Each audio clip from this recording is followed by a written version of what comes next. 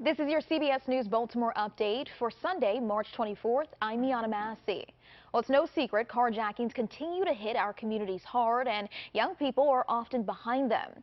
Last week, Baltimore City Police arrested at least 4 teens in several incidents. This comes as lawmakers are trying to pass a juvenile justice reform in the state legislature. The Juvenile Law Reform Act passed through both chambers, but the differences in each chamber's versions is currently being hashed out before the bill is then sent to Governor Moore's desk. According to recent data from BPD and the mayor's office, carjackings are down this year around 5% in the city. And on the topic of juvenile justice reform, WJZ is following 2 bills that are currently moving through the state Senate: the Nicaila Strotter Memorial Act and the Department of Juvenile Services Transparency Act.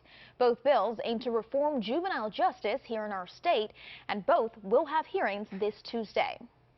Now, have you ever gone to buy a ticket to a concert, for example, and by the time you got to the checkout page, a bunch of junk fees had been tacked on and the price had now doubled? That's just one of the ways consumers get taken advantage of, and now Maryland lawmakers are cracking down on the online ticket marketplace. Senate Bill 539 requires greater transparency of ticket prices.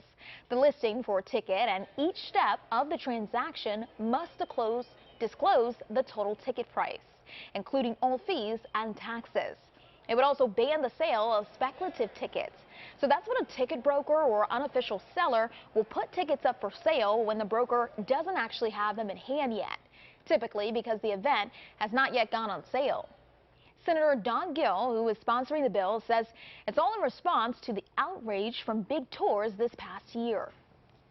It's deception that we've seen that have, consumers, it creates like this false sense of urgency that they need to buy these tickets at these marked up rates. It's a manipulated market, and we felt like we needed to do something to protect Maryland consumers. Maryland's growing recreational marijuana industry is now bringing in a lot of money for the state. According to a new report from Maryland, collected more than $14 million in cannabis sales revenue in the final quarter of 2023. It's $2.5 million increase over the inaugural sales quarter for recreational marijuana. Those products are taxed at 9%, and the revenue goes to several state funds, with majority of funding going to community investment initiatives serving areas disproportionately impacted by the war on drugs.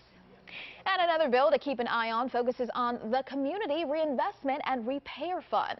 Senate Bill 0699 would alter distributing processes to develop certain plans that would allocate funds into community-based organizations. Each of Baltimore City's legislative districts would also establish an equitable community investment council that would help with the process.